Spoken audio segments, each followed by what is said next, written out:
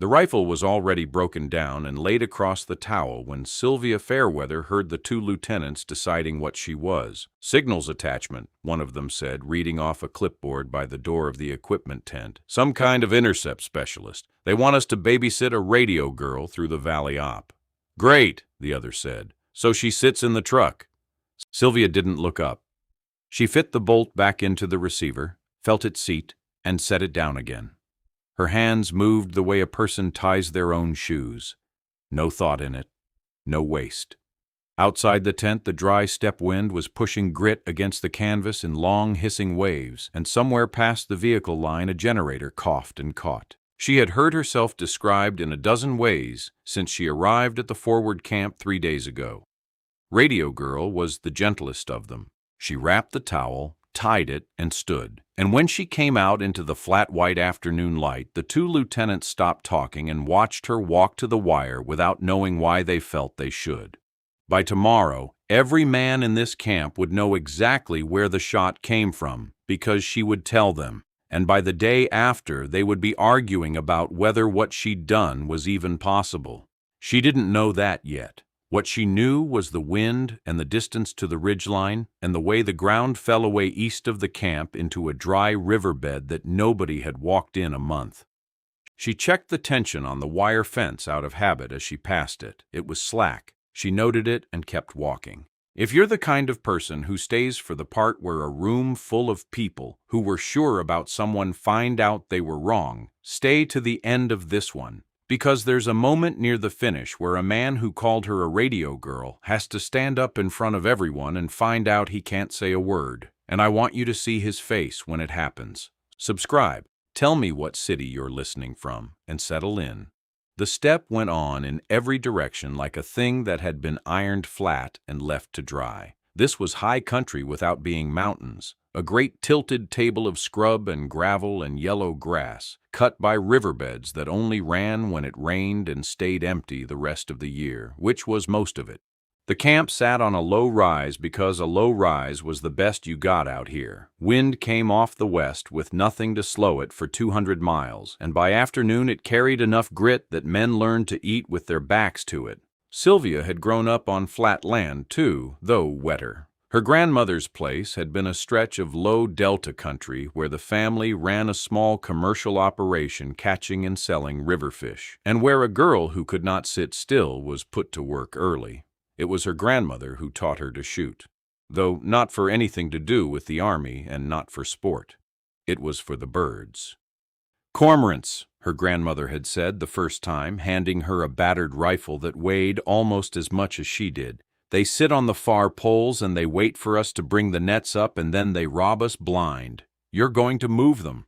Move them how? Not by hitting them." The old woman had a way of talking that never repeated itself. You caught it the first time or you lost it.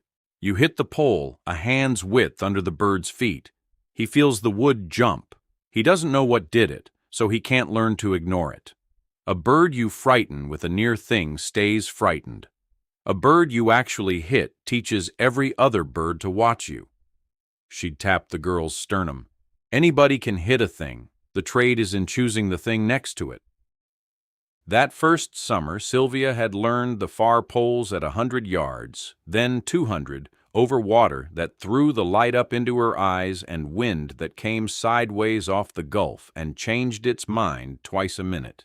She learned to read a gust by what it did to the reeds a long way off and then to forget the reeds and feel the same gust arrive against her own cheek a breath later because water lied about wind and skin did not. She learned that the shot you could explain was worth 10 you got lucky on.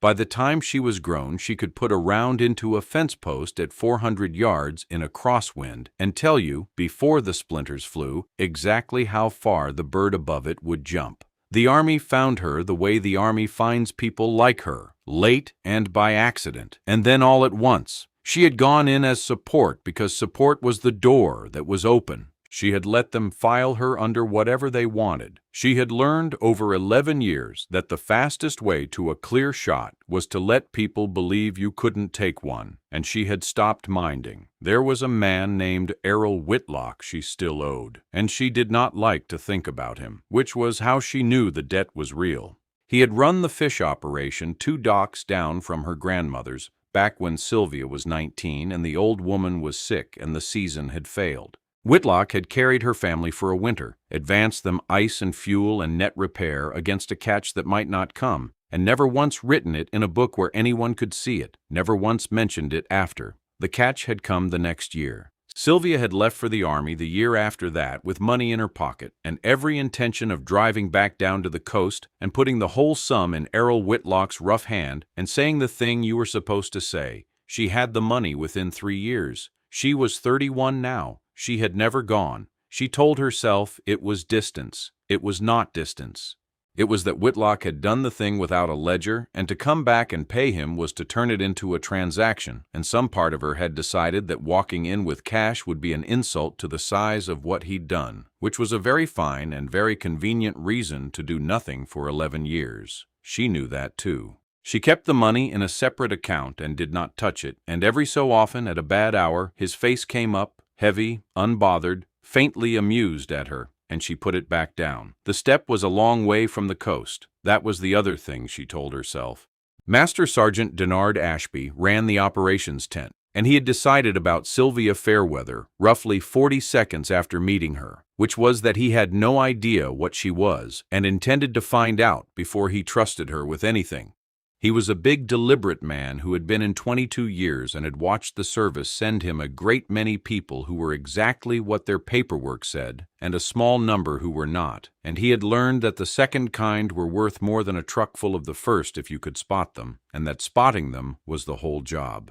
He watched her the second morning at the cleaning bench. She had a serviceable rifle in front of her, not hers, one of the unit's spares, a bolt gun that had been sitting in the arms room getting no love, and she was going over it the way most people never went over anything they owned. Not fast. There was no showing off in it. She simply did not touch a part without a reason, and every reason was correct. And when she was done, the weapon looked like it had come off a factory line, and she looked like she'd been thinking about something else the whole time.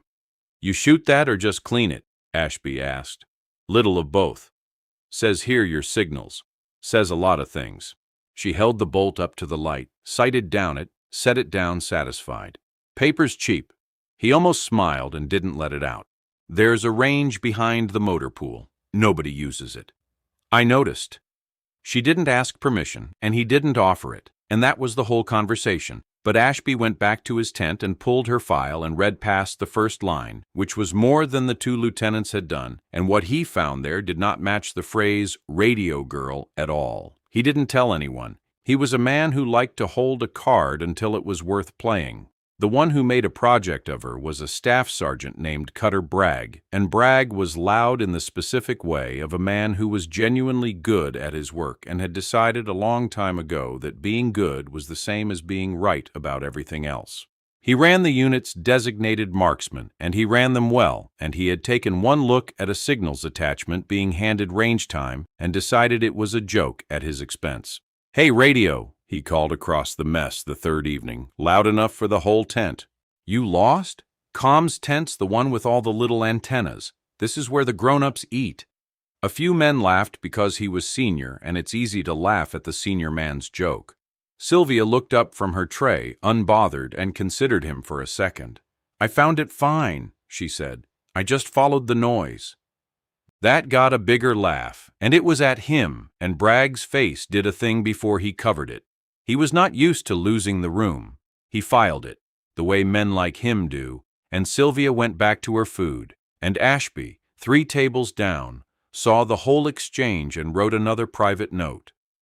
But that same night, she was the easiest company in the camp. Somebody had a deck of cards, and somebody else had a bottle that had come a long way to be there, and Sylvia sat in on a game she was too good at and lost on purpose, badly, with commentary, until 3 grown men were wiping their eyes. She had a dry, flat way of describing her own terrible luck that was funnier than any joke, and she told a story about a goat and a stolen boot from some other posting that a corporal named Wills would repeat for the rest of the deployment. When she stood to turn in, a private she didn't know said "night fair weather" instead of anything about radios, and she said "night" back, and that was that. They liked her before they had any reason to admire her, which was the correct order and the one she'd arranged for.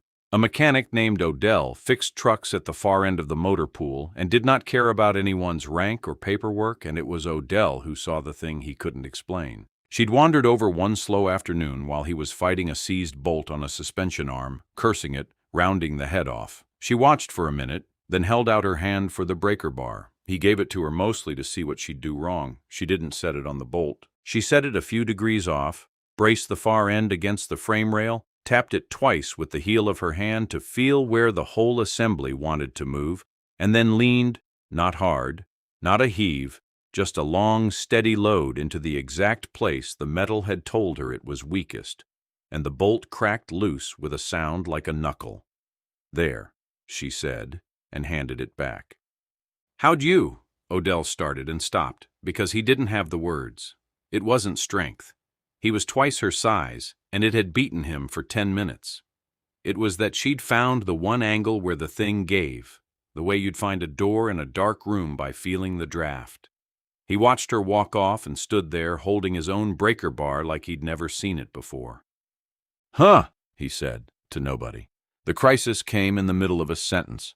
Ashby was standing in the operations tent at 1600 telling 3 squad leaders about the next day's patrol route when the radio behind him went from routine chatter to a voice pitched high and fast, and everyone in the tent turned at once because you learn to hear that pitch before you hear the words. A convoy. 2 vehicles, a joint element, running the low road along the dry riverbed east of camp. The same riverbed nobody had walked in a month. They'd taken fire from the high ground and both trucks were stopped, one of them dead in the wash with a round through the block. 9 people were down there. Not down as in hit, down as in pinned, boxed into the riverbed with fire coming from a compound up on the east bank, an old walled farm holding of mud brick and stone that sat above the wash with a clear line onto anything moving in it. 9. Ashby heard the number and held on to it. 9 people who had left camp that morning and were supposed to come back. "Say again your location," Ashby said into the handset, and got it, and pulled the map flat with one hand, and the tent got very quiet around him. The compound was 1,400 meters off the ridgeline west of the wash. Any relief force coming down the road would come into the same fire the convoy had. The trucks couldn't move. The people in them couldn't move. And the light was going. It was late afternoon already, the sun sliding west behind the very ridge a shooter would have to work from, which meant anyone up there would be firing into a sky that was about to turn to glare. "How long till we lose the light?" someone asked.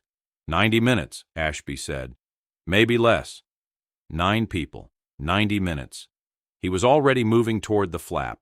He found her at the range behind the motor pool, of course, because that was where she always was, and he did not waste time. "Fairweather, you've got a convoy pinned in the east wash, fire coming off a walled compound 1,400 out, 9 souls stuck in the open and the light going. Can you make that ridge and do something about it?" She was already breaking her position down.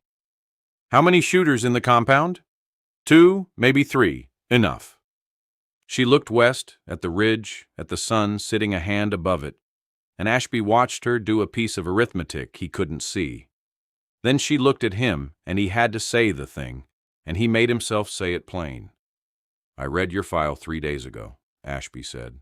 "I read past the first page. I should have told the whole camp what you are the first hour, and I didn't because I wanted to keep it in my pocket, and that was a small thing to do, and it nearly cost us the time. That's on me. Go be what you are." "Get me a truck to the base of the ridge," she said, "and keep everyone off that road." She was already carrying the rifle toward the vehicles, her own now, the good one, drawn from her own kit, with a box of match ammunition she checked by weight without looking. "Fairweather's moving. Tell your people in the wash to stay flat and stay put. Nobody's coming down that road. Tell them help is coming from the high side. Tell them to count on it." It was the flattest, surest voice anyone in that tent had heard all day, and it came out of the radio girl, and two of the squad leaders looked at each other. The truck ran her to the base of the West Ridge, and she went up the last of it on foot because the vehicle couldn't take the grade and because the last thing she wanted was engine noise announcing her. The ridge was a long spine of broken rock and dry grass, and she moved up its reverse slope, bent double, rifle across her back, the wind shoving at her from the left the whole way. By the time she crested onto a shelf of flat stone near the top, she was breathing hard, and her shirt was soaked through, and the sun was a hand and a half above the far hills and dropping. She went flat and brought the rifle around and put her eye to the glass, and the whole problem laid itself out in front of her. The wash was below, and to her right, a pale gravel scar cutting north to south, and the two trucks sat in it exactly where the radio had said, one canted with its nose down, the other stopped behind it, and small shapes pressed into the shadow of both, not moving. 1,400 meters across the wash, up on the east bank, sat the compound. A squared-off holding of mud brick wall maybe shoulder-high, a low, flat-roofed house inside it, a stand of dead poplars along one side, and a wellhead with an old iron windlass rig near the center of the yard. Muzzle flash winked from two firing positions along the compound's near wall, low, disciplined, each one snapping down at the trucks whenever a shape shifted. She keyed her radio. Ashby, Fairweather, I'm set on the ridge. I have eyes on two positions on the compound's west wall. I have your people in the wash. Confirm 9. Confirm 9. Ashby's voice came back. All accounted for, all flat. One's hit, but breathing. Their truck's dead. They can't move to you, and they can't move to the road. 9. She held the number and started to work. The wind was the first problem, and it was a bad one. Down in the wash, 1,400 meters out, she could see the dead poplars in the compound bending steadily, a strong, honest crosswind pushing left to right at the target. But that was the wind at the far end. Up on her own shelf, the wind came at her from a different angle entirely, funneled along the ridge spine, blowing across her from the left front and gusting. A shot that flew from her rifle would cross a mile of air that changed its mind at least twice on the way, her wind, then a slack middle over the wash, then the far crosswind at the compound. Reading only the poplars would have put her rounds a body's width off. Her grandmother's voice, 40 years and 1,000 miles away. The water lies about the wind, your face doesn't. She built the first shot slow, range 1,420, wind a full value at the target, less at the middle, tricky at her own position. She dialed her elevation, held her windage into the gusts, waited for the poplars to steady and her own left cheek to go still in the same second, that was the whole thing. And when both went quiet together, she broke the shot. The rifle rolled back into her shoulder. The report cracked out across the ridge and rolled away flat over the step. She stayed in the glass and counted the travel. A mile of air takes real time, nearly 2 full seconds. A long, ugly wait where the round is gone and nothing has happened yet. And then a puff of pale dust jumped off the wall a hand's width high and left of the near-firing position, and the position stopped firing and pulled back. "Miss," she said aloud, to no one, which was not true. She'd moved him exactly the way she'd meant to, off the wall and back. But it wasn't the bird, it was the pole, and she filed the correction. The far wind was a touch stronger than the poplars had shown. She came a quarter minute right. The second position kept working the trucks. She shifted to it, rebuilt everything, waited for the two winds to agree, and broke the shot. And this time the round found the low gap in the wall the shooter was firing through, and the firing from that spot stopped and did not start again. "One down," she said into the radio. "Second position's real. Your people hold." Then the problem changed, the way problems do. A third shooter she hadn't seen opened up from the flat roof of the house inside the compound. Higher, further back, harder, firing not at the trucks now, but scanning the west ridge, because whoever was up there had worked out that the fire was coming from the high ground and had gone looking for her. Rounds started walking along the ridge spine to her left, snapping off the rock, throwing chips. He didn't have her yet. He was searching. She pressed herself into the stone and felt a round go by close enough to feel and made herself breathe. This was the part her grandmother had never been able to teach because there were no cormorants that shot back. This was the part you learned alone or not at all. She did not move. Moving was how he'd find her. She lay in the open on a shelf of rock with a man a mile away hunting her with a rifle, and she made her body be still, and she found him in her glass, a low shape prone on the flat roof behind a lip of mud brick, only his head and shoulders and the rifle showing over the parapet. And she could not reach him. That was the whole trouble in one line. He was behind the parapet. From her angle, low across the wash, all she had of him was the top of his head and the width of his shoulders, and the parapet covered his body, and a head shot at 1,400 meters in a 2-value wind was not a shot anybody sane would take with 9 lives riding on it, because if she missed high, she hit nothing and told him exactly where she was, and if she missed low, she hit the parapet and told him exactly where she was, and either way, the next 30 seconds were his. "Ashby," she said low. "There's a third shooter on the roof of the house. He's behind a wall. I can't get to him from here. I need a minute." "You don't have a minute," Ashby said, and she could hear in his voice that he knew it. "He's ranging your ridge. If he finds you before you find an answer, this comes apart." The truck she'd come up in was still at the base of the ridge, and the driver was a specialist named Priya Locke, who was supposed to have dropped Fairweather and gone straight back to camp, and had not. She'd parked in a fold of ground at the base of the spine and stayed, engine off, against orders, because leaving felt wrong. Now the radio in her lap was full of a voice she'd heard be funny over cards 2 nights ago, saying she couldn't reach the man who was about to kill her, and Priya Locke made a decision that no part of her training supported. "Fairweather, Locke. I'm still at the base of the ridge. You want me to move? I can run the truck up the wash road, draw his eyes off you, give him something bigger to look at than a rock." "Negative," Sylvia said instantly. "That road's in his fire. You go up there, he kills you." "He's about to kill you," Locke said. "Tell me where to be." And there it was, a thing Sylvia could not do herself and could not have asked anyone to do, offered up freely by a truck driver who was supposed to have gone home. She hated it. She took it, because 9 people were flat in a wash and the light was going, and because Locke was right and there was no version of the next 2 minutes where nobody was exposed. "Locke.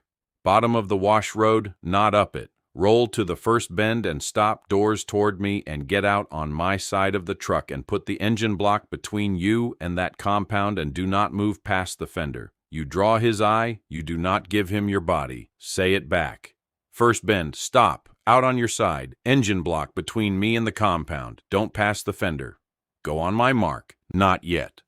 Because now Sylvia had what she needed. And it had been in front of her the whole time, sitting in the middle of the compound yard where she'd looked past it twice. The old wellhead and the iron windlass rig standing over it. A heavy A-frame of pipe with a horizontal drum and a long balance arm counterweight, the kind of hand rig you built to haul water up out of deep ground. The kind that existed here and nowhere greener, because out on this step the water was 40 feet down and you lifted it by hand or you died of thirst. The rig sat maybe 4 meters behind the shooter's position on the roof, out in the open yard, and its long counterweight arm was pivoted up and held by a single iron catch pin at the drum, cocked, loaded with the whole weight of a full water bucket and a stone counterweight, waiting for someone to trip it. She keyed the radio and made herself talk slow, because Ashby was listening and Locke was listening, and she wanted this understood, not admired. "Here's what's going to happen, and I want you to follow it so you know it wasn't luck. There's a well rig in that compound yard, an old hand windlass, an iron drum with a long counterweight arm cocked up over it and held by 1 pin. It's loaded. Somebody left it drawn with a full bucket. That arm wants to fall. I can't reach the man on the roof. He's behind his wall. But that rig is 4 meters behind him, standing in the open, and I can reach the pin."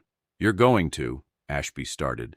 "I'm going to shoot the catch pin out of that windlass. When the pin goes, the counterweight arm drops the full drop. It's a long, heavy arm, and it comes over fast, and it comes over loud. Iron on iron, and a bucket of water going right behind his head, in a compound where he thinks he's alone with a wall in front of him. He's a man who's been hunting a shooter he can't see for 2 minutes. A thing that big moving that fast right behind him is going to do exactly one thing to him.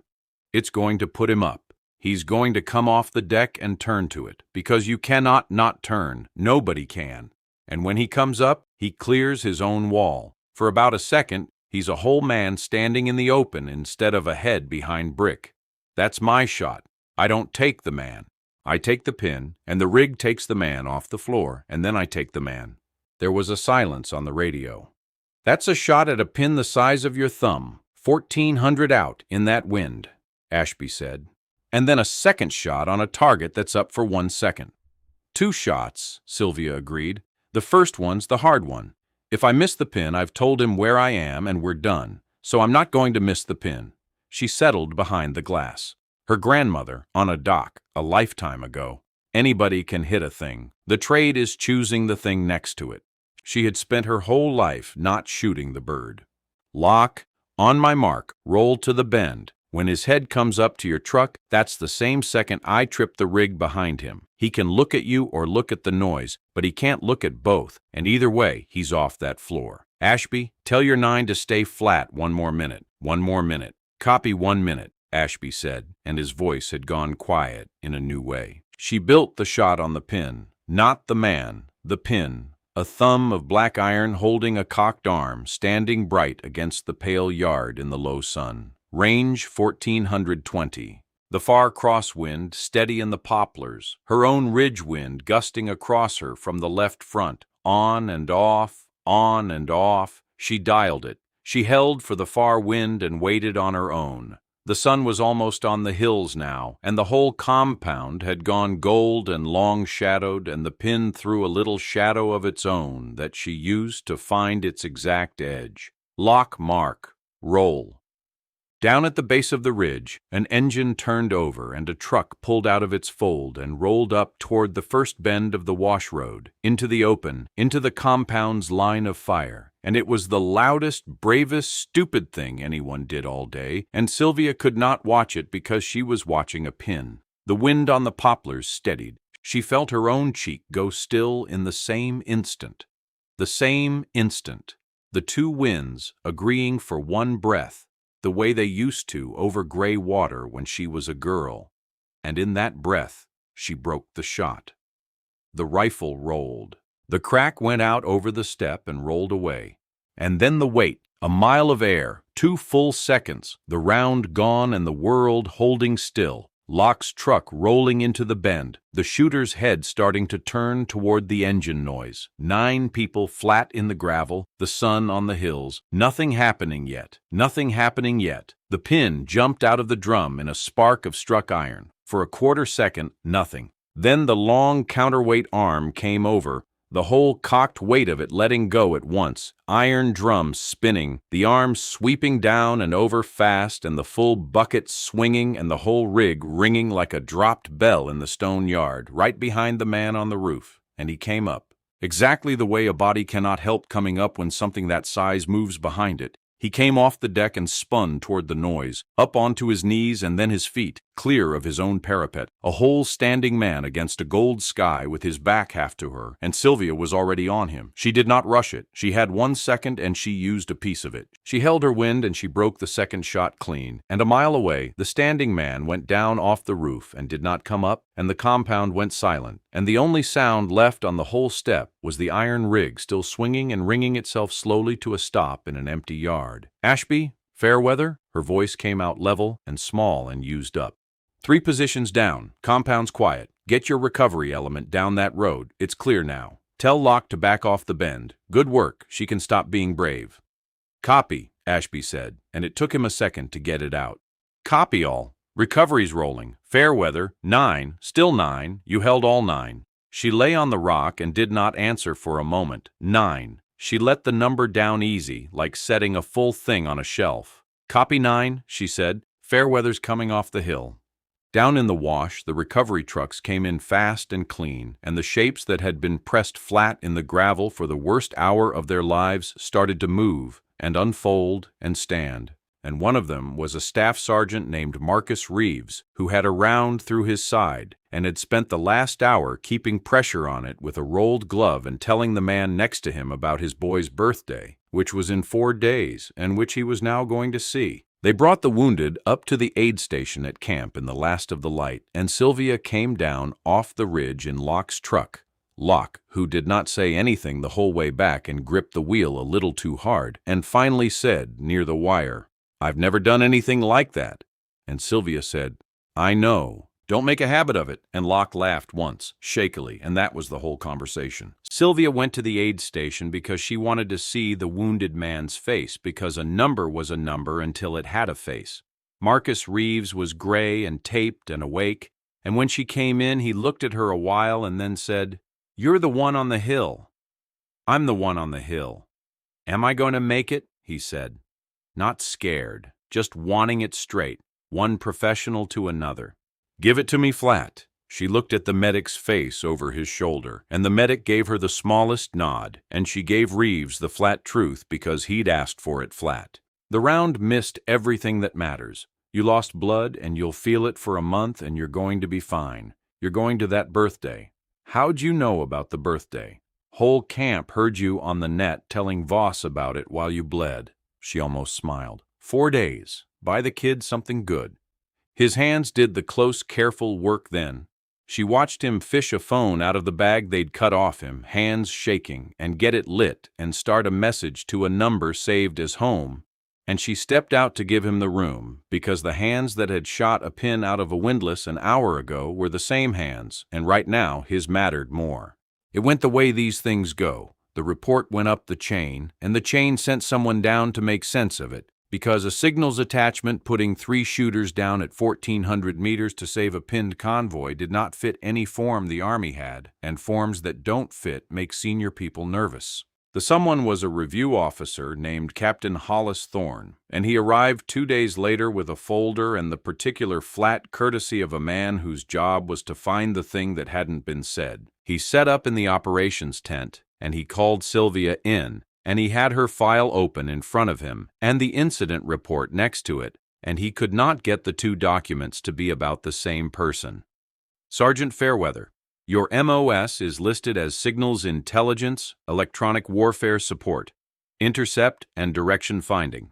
"That's right. There's no marksmanship qualification in your record above the standard annual, no sniper school, no designated marksman course, nothing." He tapped the incident report.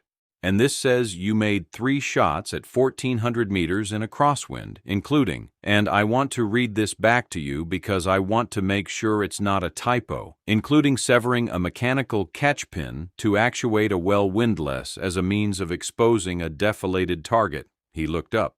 "You understand why I'm here? You're here because the paper doesn't match. The paper doesn't match." He folded his hands. "So help me. Where did a signals sergeant learn to do that?" "On a dock," Sylvia said, "shooting cormorants off fish poles for my grandmother from the time I was 9, 200 yards over water in a gulf wind. At a bird sitting on a pole I was not allowed to hit, because a dead bird teaches the flock, and a scared bird just leaves. She let that sit.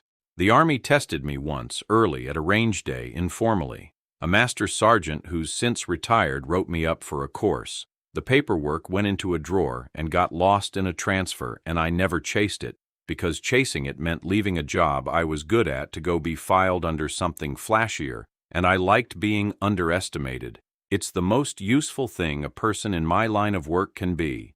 She nodded at the folder. "The qualification you can't find isn't missing because I can't shoot. It's missing because I let it go missing. Call the range NCO here. Call Master Sergeant Ashby. Have me shoot for you this afternoon. The paper's wrong. I'm not." Thorne looked at her for a long moment. Then he looked down at his 2 documents and picked up his pen, and Sylvia watched a man's certainty come apart in real time as he started to write, because the evidence was sitting in front of him with dust still on her boots, and there was nothing in his folder that could argue with it. "I'm going to recommend your record be corrected," he said finally, "and that the course you were owed 11 years ago be granted retroactively." A pause. "How you stayed a sergeant this long is its own question. I'm good at staying where people don't look, she said. It's the same skill, Captain. It's all the same skill. Late that night she couldn't sleep, and neither could Reeves, and they ended up on 2 crates outside the aid tent, with the step going on black and enormous in front of them, and the cold coming up off the ground the way it does out there once the sun quits. Reeves had a way of sitting very still because of the tape around his middle. For a while neither of them said anything, and the silence had a length to it, a real duration, wind and far-off generator and nothing else. I keep doing a thing, Sylvia said finally, which surprised her, because she had told no one this and hadn't planned to start. Since the ridge, every rig, every winch, every bit of gear with a load on it, I walk past it and I check the catch, the tie-downs on the trucks, the tent lines. I put my hand on the pin and I make sure it's seated. I did it 4 times today. I'm going to do it the rest of my life. I already know that. Reeves thought about it. That's not the worst thing to carry. It's not about the worst thing. It's that I can't not. It's in my hands now. She looked at the dark. I shot a pin out of a rig to make a man stand up so I could kill him, and now my hands don't trust any pin anywhere.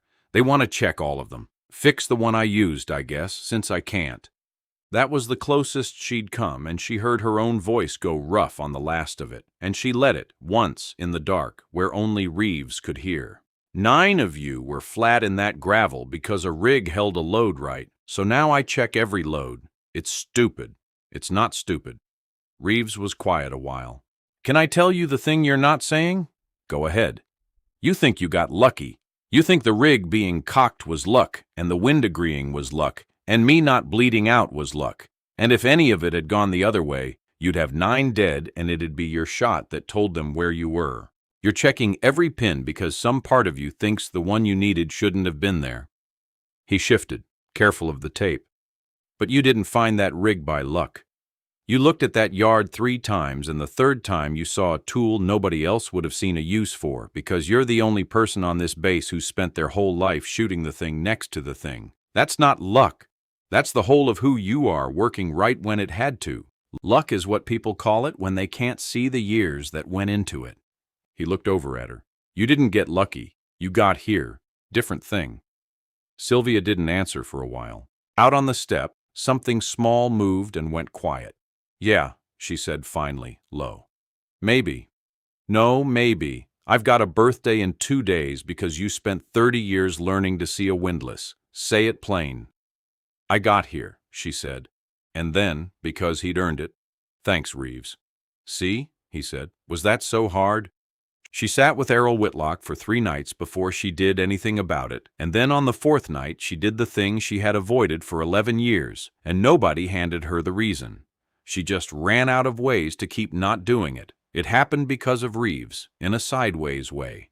She'd watched him send that message from home with his hands shaking, watched a man half bled out reach immediately for the one debt he actually cared about. Let them know I'm coming. And something in her had gone quiet and ashamed. Reeves had a round through his side, and his first act was to reach for the person he owed his heart to. She had a full account and 11 years and had reached for nobody. She'd built the whole avoidance on a fine idea that Whitlock did it without a ledger, so paying him would cheapen it, would turn a gift into a transaction and insult the size of it. She'd carried that reasoning around like it was wisdom. Sitting on the crate the 4th night, she finally turned it over and looked at the underside, and the underside was ugly and simple. The reasoning wasn't protecting Whitlock's gift. It was protecting her. As long as the debt stayed unpaid, it stayed pure, and she got to keep feeling the warmth of it without ever standing in front of the man and being small in the face of what he'd done. Paying him meant being the girl whose family couldn't make it through a winter. Again, in front of him. Again. That was the thing. Not respect for the gift. Fear of the size of it. Nobody told her that. No wise stranger, no letter, no chance meeting. She just sat on a crate on the step with the cold coming up and did the arithmetic she'd refused to do for 11 years, and it came out the same way it would have come out any of those years, which was that a man had carried her family through a winter and she had the means to answer it and had been calling her own cowardice a courtesy. She wrote him a letter because she was 10,000 miles away and a letter was what she had. She did not enclose the money, she'd send it properly, she'd do it right, in person, on the next leave, and this time she meant it in a way she could feel was different. The letter said the thing you were supposed to say. It said, "You carried us, and you never wrote it down, and I understood that to mean I was never supposed to mention it, and I was wrong about that. I was wrong for 11 years. A thing done without a ledger still gets answered. It just gets answered with your whole self instead of a number." It said, "I'm coming down when I'm back and I'm going to say this to your face and you're going to have to sit there and let me." It said thank you in the plain, enormous way she'd been dodging for a decade. She read it over once, sealed it, and something in her chest that had been cocked and held for 11 years came off its pin and dropped and rang and started to settle. She'd decided. That was all it took in the end. It had always only needed her to decide. Cutter Bragg did the hard thing before he said the easy one. The morning after the ridge, before anyone was up, Sylvia's rifle had come back from the field, caked and fouled and needing a full strip, and by the time she got to the arms room, it was already clean. Cleaner than she'd have done it. Every part right, laid out on a towel in an order she recognized as her own. Nobody said who. But Odell mentioned, days later and not to her face, that he'd seen Bragg in the arms room at 0400 with a headlamp and a bore brush, doing a signals sergeant's weapon by hand in the dark, and telling the duty private that if he said a word about it, he'd be cleaning latrines till the sun burned out. Bragg didn't come to her about it. He came to her about the other thing later, and it cost him every step across the yard. She was at the bench. He stood there a while. "That thing I said in the mess," Bragg started. "The radio thing. In front of," he stopped. "Started over, which is how the honest ones do it. I've been running marksman for 9 years. I'm good at it. And I looked at your file and I decided I already knew everything worth knowing about you. And I said a stupid, cruel thing in front of 30 people to a shooter who's better than I'll be if I train another 20 years. He was looking at the bench, not her. "I cleaned your rifle. I'm not telling you that so I'm telling you because I need you to know I know what I said. It was small. You're not small. I was." Sylvia let it sit the right amount of time, not to punish him, just so he'd know she'd heard the whole of it and wasn't waving it off. "You clean a good rifle," she said. Bragg looked up. "That's it," she said. "That's the whole thing. You clean a good rifle. We're square."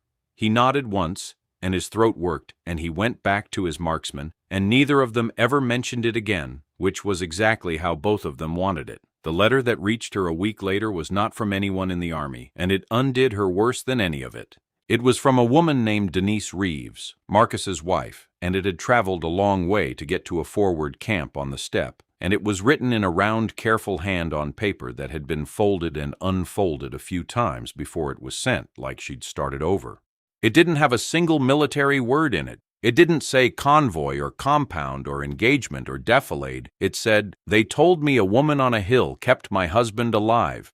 I don't know what you did, and I don't think I'd understand it if someone drew me a picture. I just know Marcus called me from a tent 4 days after, and I could hear he was going to be all right. And Danny had his daddy at his birthday, and Danny is 6 and doesn't know any of it happened. He just knows his dad was there and there was cake." I keep trying to think of what a person even says. I don't have it. I've been a nurse 11 years, and I've held a lot of hands, and I still don't have the words for the person who's the reason a 6-year-old had his father at the table. So I'm just going to say thank you, and it's not big enough, and I know it's not big enough, and I'm sending it anyway. Sylvia read it standing up in the mail line, and then she had to go somewhere and sit down. She didn't cry. She wasn't going to do that in a mail line. But she sat on a crate behind the tent with the letter in both hands and read it 4 more times. And she did not know what to do with it because there was no procedure for it. She could report 3 shots and a windlass in flat, clean language. She had no language for a nurse in a kitchen 10,000 miles away who couldn't find the words either and had sent the not big enough thing anyway. They were the same, she realized, her and Denise Reeves, both people who did hard, useful things with their hands and went dumb when it came time to say what it meant. She folded the letter along its old folds and put it in her breast pocket, and she left it there, and she checked it was there twice that afternoon without noticing she was doing it, the same way she now checked every pin. They did not have a ceremony out there, but they had the next best thing, which was worse for the people involved. It happened in the operations tent, at the morning brief, 3 days on, with the full complement of the camp's leadership packed in and standing because there weren't chairs for half of them, and it happened because Captain Thorne's corrected report had come back down the chain endorsed, and Ashby chose to read the endorsement aloud, and the endorsement named what she'd done in language the Army does not usually let itself use. Sylvia was standing at the back, near the flap, in the spot a signals attachment stands. Ashby read the endorsement out in his flat, deliberate voice, and the tent got very still, and then he got to the line that said the action had preserved 9 lives and reflected the highest tradition of the service, and he stopped and folded the paper and looked at the back of the tent, and the room turned. It turned slowly, the way a room does when nobody has decided to move, but everybody has felt the same thing. The 2 lieutenants who'd called her a radio girl on the first day were near the front, and one of them, a young man named Perry, went the specific gray of someone watching his own words come back around, and he could not look at her, and then he made himself look at her, and it was the hardest thing his face had done all deployment. The other one just stared at the floor. Bragg was against the far wall with his arms crossed and his jaw set, and Bragg was the first one on his feet. He'd been standing already, but he came off the wall and squared up and brought his hand up, and it cost him, you could see it cost him, a man who'd mocked her in the mess. Now the first to salute her in front of the leadership, and he held it. And then the rest of them stood, the ones who were sitting, and the ones already standing came to attention, and it went around the tent like a thing catching, 1, and then 3, and then all of them, and nobody said a word, and the only sound was boots and the canvas moving in the wind. And Perry, the lieutenant, brought his hand up last and slowest of all and could not get his face to hold. And Ashby watched the whole room stand for the woman he'd almost kept in his pocket and had to look down at his own boots for a second. Sylvia barely moved. She was not built to be looked at, and it went through her like cold water, and she made herself stand still under it the way she'd made herself stand still on the ridge, because standing still was the only thing she knew how to do when she couldn't do anything else. She brought her own hand up once to the room, because you return it. That's the rule. Her eyes were level. She did not smile and she did not shake. She let the whole room stand for her for as long as it needed to, and then Ashby said, "Carry on," quietly, and the tent came apart into ordinary mourning, and it was over, and it was the thing every one of them would remember about that deployment for the rest of their lives. Odell said the plainest thing about it later, and he said it to Locke in the motor pool while he was back under a truck. "You know what I keep thinking about," he said. "It's not the shot. Everybody's on about the shot. I keep thinking about the bolt." "What bolt?" "Week before all this, I'm fighting a seized bolt on the 2 truck, rounding it off, cursing it. She wanders over, takes my breaker bar, sets it a little crooked. Wrong, I'm thinking, that's wrong. Taps it twice, leans on it once, real slow, and it just lets go. Didn't force it. Found the one spot it wanted to give and asked it nice." He rolled out from under the truck and looked at Locke. "That's the whole thing, right there. That's her. Everybody thinks she's about the shot. She's not about the shot. She's about finding the one place a thing gives when everybody else is standing there trying to break it in half. Windlass, bolt, don't matter. Same woman. She just looks at a thing till she sees where it opens." He rolled back under. "Radio girl. We're a stupid bunch of men, you know that? A whole camp of us. She told us what she was the first week, and we watched her fix a bolt, and none of us could read it. The deployment ended, and the camp came down, and the people in it scattered the way people do, out to the next thing, and a year went by." Marcus Reeves took his medical retirement and went home to Denise and Danny and did not go back, and the round through his side left him with a stiffness getting up from low chairs that he made into a joke, and he coached his son's ball team from a folding stool on the sideline because the stool was easier than the ground. And on a warm Saturday in a season with no dust in it, he sat on that stool and watched a 7-year-old who did not know any of it strike out swinging and come off the field furious, And Reeves said the thing his own body had taught him on a gravel wash. You don't get the pitch you want, you hit the one next to it, and did not know he was quoting a woman on a hill. And Danny got a hit his next at-bat, and Reeves stood up off the stool the slow, careful way he stood up off everything now, and clapped until his hands hurt. Priya Locke put in for a course she'd been told she wasn't the type for and got it, and was somewhere green now learning to be more than a driver, and she wrote Sylvia twice a year in a big loose hand and signed off both times the same way. First bend, doors toward you, engine block between me and the world, I remember the whole thing. And Sylvia wrote back short and dry and kept every letter. Sylvia Fairweather made her way down to the coast on her first real leave in years, to a stretch of low delta country where the family had run fish off the docks, and found Errol Whitlock older and heavier and exactly the same, and sat across from him at a table that smelled of salt and diesel, and put a thing in his rough hand, and made him sit there and let her say it to his face, all of it, the thank you she'd been dodging for 11 years, and Whitlock listened with his jaw working, and at the end of it just said, "Sit down and eat, you've got skinny," which was the only way a man like that could say you're welcome and I forgive you for taking so long and I always knew you'd come, and she sat down and she ate. And she still checked the pins. Anywhere there was a load held by a catch, a boat winch on the dock, a trailer tie-down, a rig hauling ice up out of a hold. Her hand went out and found the pin and made sure it was seated, once, quiet, before she could stop it. Whitlock watched her do it to his own dock winch and didn't ask, because he was a man who understood that some people have things in their hands they didn't put there and don't get to take out, and he just let her check it, and when she was done he said, "It's seated, it's fine." And she said, "I know," and checked it anyway, and neither of them made anything of it. Her grandmother was gone by then, had been gone some years, but the rifle was still hers, the family one. The one that weighed almost as much as a 9-year-old, and Sylvia had kept it.